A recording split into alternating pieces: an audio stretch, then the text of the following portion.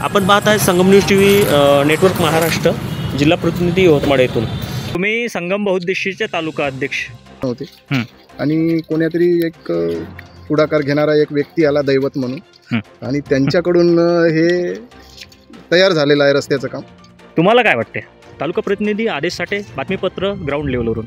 आज आपण पाहत आहोत गेल्या काही महिन्यापूर्वी संगम न्यूज TV या चॅनलने लाईव्ह बातमीपत्र समाज माध्यमांद्वारे समोर आणले होते, परंतु त्यावेळेस या गावातली परिस्थिती जी आहे मांडवा श्रीकृष्ण येथील, आपण ते लाईव्ह दाखवलेलं ते डिस्क्रिप्शन बॉक्समध्ये त्याची लिंक पण आपण देणार आहोत आणि ते पण तुम्हाला दिसणार आहे।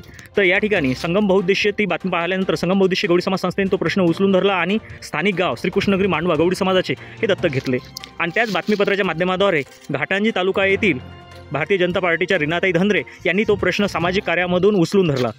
या सर्व संदर्भात बातमीपत्र दाखवताना शासनाने आदेश दिले, माननीय तहसीलदार घाटंजी यांनी आदेश दिले, डॉक्टर पंकज आशे जिल्हाधिकारी यांनी सुद्धा या प्रकरणाकडे जिव्हाळ्याने लक्ष घातलं आणि या लोकांना न्याय देण्याचे प्रयत्न केले। आज 6 महिन्यानंतर येथील शासनाच्या वतीने हा रस्ता खुला करण्यात आलेला आहे। या संदर्भात आपण सर्व बातचीत येथील मंडळ अधिकारी शिंदे साहेब यांच्याशी घेणार आहोत। आपल्याला आदेश मिळाल्याच्या नंतर हा रस्ता खुला करण्याला काय त्रास गेला तुम्हाला? माननीय तहसीलदार साहेब घाटंजी यांच्या आदेशाप्रमाणे सर्वप्रथम आदेशाच्या कारवाईसाठी संबंधित शेतकरी ग्रामपंचायत अर्जदार असल्यामुळे ग्रामपंचायत सरपंच आणि सचिव यांना नोटीस बजावणी केली। पहिल्या नोटीसवरती काही कारणास्तव हजर राहिले नाही, त्यामुळे आम्हाला खाली आज परत जावं लागलं।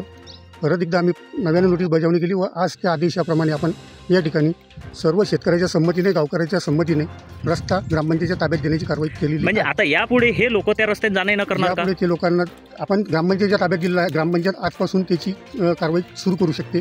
परंतु आता श्रीकृष्णनगरी येथील लोकांना जाण्याकरता रस्ताच नाही आहे, आपण ग्रामपंचायतीच्या ताब्यामध्ये दिला। आजही ग्रामपंचायत त्या रस्त्याची कारवाई सुरू करू शकते, म्हणजे रस्ता बनवण्याची कारवाई सुरू करू शकते, परंतु कच्च्या रस्त्यानं हे लोक सध्या आता जाणं येणं करू शकतात। ठीक आहे, यांना जर उद्या जर या शेतकऱ्यांना रोखलं किंवा अडवलं तर शासनाची जबाबदारी काय असेल? त्यांनी सरळ ग्रामपंचायतनी संबंधित अडवणूक करणाऱ्यावर फौजदारी कारवाई करू शकते आणि गावकरी पण त्याला करू शकतात। तसंच पटवारी साहेब, तुमचा एक मोलाचा वाटा आहे। सुरुवातीपासून तुम्ही सपोर्ट केला, या शेताचा, या रस्त्याचा नकाशा, गावाचा नकाशा दिला आणि या सर्व संदर्भात तुम्हाला नेमका, मला असं आम्हाला नाही वाटत की तुम्हाला एवढा दांडगा अनुभव बाकी ठिकाणी नोकरी करताना आला असेल, इथं काय अनुभवलं तुम्ही? मांडवा सिटीसाठी रस्त्याची खूप आवश्यकता होती आणि रस्ता होण्याच्या अगोदर हे सर्व लोक नाल्यानेच जाणं येणं करत होते।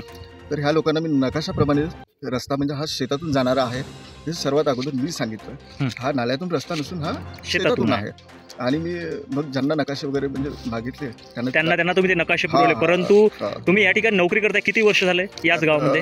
इथे आता हे 7वं वर्ष आहे। म्हणजे 7 वर्षापासून तुम्ही लोकांना सूचना देत होते का आहे बा तुम्ही जाणं येणं करा, परंतु कोणी दखल घेत नव्हती? नाही, त्यांचं जाणं येणं म्हणजे नाल्यातूनच होतं, पण या रस्त्याकडे कोणाचंही लक्ष गेलं नाही, कोणीही त्याची दखल घेत नव्हतं।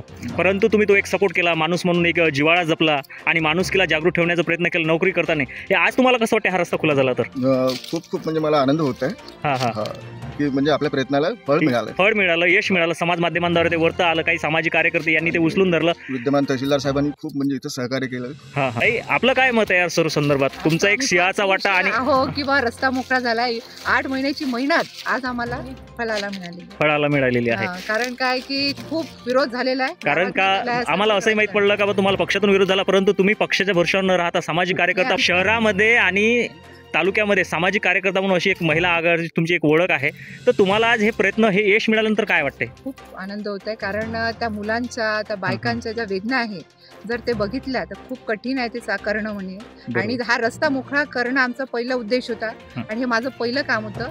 आपण म्हणजे आज जेव्हा मोकळा झालेला आहे त्या समाधान वाटत आहे की 8 महिने माझे वेस्ट नाही गेले। आज आपण पाहत आहोत या बातमीपत्राद्वारे, हे बातमीपत्र जे काही घडामोडी घडलेलं आहे त्या लिंकमध्ये आणि डिस्क्रिप्शन बॉक्समध्ये तुम्हाला दिसणार। आम्हाला एक माहीत पडलं किसनरावजी, तुम्ही संगम बहुउद्देशीय तालुका अध्यक्ष, आज तुम्हाला काय वाटतं या सर्व संदर्भात? खूप आनंद आहे या गोष्टीचा। आज आम्ही एवढ्या दिवसापासून कमीत कमी या गोष्टीला वर्ष होत आहे, वर्षाच्या कितीतरी वर्ष या कामाला मागे लागून आहोत आम्ही आणि हे काम काही पुढाकार कोणीच घेत नव्हते आणि कोणीतरी एक पुढाकार घेणारा एक व्यक्ती आला दैवत म्हणून आणि त्यांच्याकडून हे तयार झालेलं आहे रस्त्याचं काम। तुम्हाला काय वाटते? नाही, मला तर खूप आनंद आहे। म्हणजे आज आपण हे जीवनामध्ये पहिला आनंद हा म्हणायला हरकत नाही का या गावासाठी हा रस्ता तयार झालेला आहे आणि असंच परत दुसऱ्या गावात असंच कोणालाही दुःख असेल, वेदना होत असेल तर त्या वेदना त्या येणाऱ्या व्यक्तीनं पुन्हा परत ह्याच आणाव्या, हीच माझी प्रार्थना आहे। ठीक. आज आपण पाहत आहोत संगमनेर एसटीच्या वतीने काही अधिकारी कर्मचारी असते, पण जेव्हा अधिकाऱ्यांचा, सरकारी कर्मचाऱ्याचा आणि जनतेचा आणि सामाजिक कार्यकर्त्याचा मेळ होतो तेव्हा समाजाला एक चांगला संदेश मिळतो. आणि आज महाराष्ट्राची संस्कृती जपत येथील कर्मचारी, स्थानिक लेवलचे आणि काही सामाजिक कार्यकर्ते, काही संघटनाच्या वतीने कुठलंही राजकारण न होता या गावाचा रस्ता खुला करून दिलेला आहे. यापुढे यातील गावातील नागरिक या रस्त्याने जाणं येणं करणार आम्ही आज इथे जाहीर करतो. आणि असंच सर्व घडामोडीमध्ये आपण नेहमीच अधिकारी कर्मचारी यांना धारेवर धरतो, परंतु काही कर्मचारी चांगले असतात, त्यांचीसुद्धा आपण स्तुती करतो. मला बातमीपत्र आवडलं असेल व्हिडिओला लाईक करा, चॅनलला सबस्क्राईब करा व इतरांनासुद्धा फॉरवर्ड करा. धन्यवाद.